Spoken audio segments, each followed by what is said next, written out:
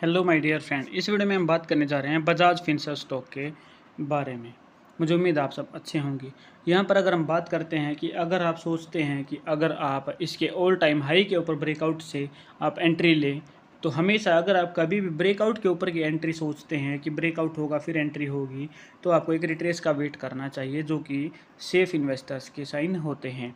ठीक है, मैं ये तो नहीं कह रहा कि आप अभी इन्वेस्ट कर लो, क्योंकि मैं सेबी रजिस्टर्ड नहीं हूँ, इन्वेस्टमेंट की सलाह नहीं दे रहा हूँ। लेकिन इस कंपनी के फंडामेंटल नंबर्स अगर आप देखने जाओगे तो ईयर ऑन ईयर बेस पर आपको हर क्वार्टर में पिछले साल के कंपैरिजन में नंबर्स आपको बढ़ते दिखेंगे, चाहे फिर वो रेवेन्यू है या फिर वो प्रॉफिट की बातें हैं।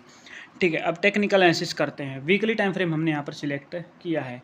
वीकली टाइम फ्रेम में आप देखोगे तो जब प्राइस यहाँ पर रेजिस्टेंस की तरह यूज करते हुए जा रहा था, तो मूविंग एवरेज 200, जैसे कि मैं आपको बताता हूँ कि अगर प्राइस 50 नीचे की तरफ ब्रेकआउट करता है तो ठीक है, तो या क्या करेगा, वापस आके इसको ब्रेकआउट कर देगा ऊपर रिट्रेस के बाद।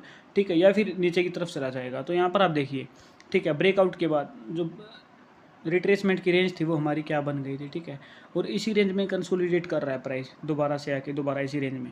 अब यहाँ से ऊपर तो जा रहा है, ठीक है, उसके बाद लेकिन जो ऑल टाइम हाई है इसका, उसको ब्रेकआउट नहीं कर पा रहा है। ठीक है, यानी कि ब्रेकआउट करा तो यहाँ पर ट्रैप कर दिया। ठीक है, यहाँ पर इसने ऑल टाइम हाई को ब्रेकआउट कर दिया। ठीक है, लेकिन उसके बाद प्राइस दोबारा से नीचे आ गया।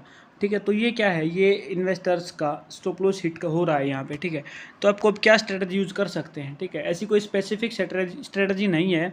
यहाँ से हो सकता है प्राइस ऊपर भी चला जाए, मैं बातों को नहीं घुमाऊंगा। इतना बताऊंगा कि अगर प्राइस दोबारा से नीचे गिरता है तो अभी इसी रेंज में कंसोलिडेट करेगा प्राइस। इस रेंज को मार्क कर लीजिए। ठीक है, प्राइस अगर नीचे आएगा तो दोबारा से फिर कहाँ जाएगा, ऊपर जाके इसको रेजिस्टेंस की तरफ फिर से नीचे, फिर इसी रेंज में। तो ये रेंज हमारे लिए काफ़ी इंपॉर्टेंट है। ठीक है ना, जब तक इसके ऊपर आके एक रेड कैंडल नहीं बना देता है, इस लाइन के ऊपर जो रेड कैंडल बनेगी और क्लोज होगी। ठीक है, यानी कि यहाँ पे क्या चीज़ है, 2000 से ऊपर एक ग्रीन कैंडल, फिर एक रेड कैंडल।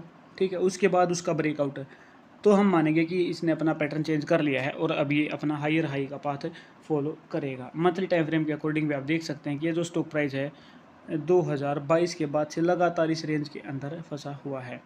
ठीक है, इसके अलावा एक और तरीका भी यूज़ कर सकते हैं मंथली टाइम फ्रेम के अकॉर्डिंग। जब मूविंग एवरेज 50 यानी कि 50 महीने की एवरेज पर प्राइस जब बार बार नीचे आ रहा है गिर कर, तो वहाँ से भी चीज़ें थोड़ी क्लियर हो जाएंगी। तो मुझे उम्मीद है ये चीज़ बिल्कुल अच्छे से आपको समझ आ गई है। ठीक है, कुछ कॉमन पॉइंट्स दोबारा अगर रिपीट करूँ तो वीकली टाइम फ्रेम के अकॉर्डिंग ये रेंज हमारी बन रही है। ठीक है, इस रेंज के अंदर प्राइस अभी भी है और संभावना है कि प्राइस में इसमें कंसोलिडेट करे। अगर दोबारा नीचे आ रहा है तो 1730 पर प्राइस आकर दोबारा संभलने की संभावना इसकी बनेगी। इस वीडियो में इतना ही। अगर आप चैनल पर नए तो चैनल को सब्सक्राइब करें। मैं फिर से बताना चाहूँगा, मैं सेबी रजिस्टर्ड नहीं हूँ, इन्वेस्टमेंट की सलाह आपको नहीं है। Thank you very much.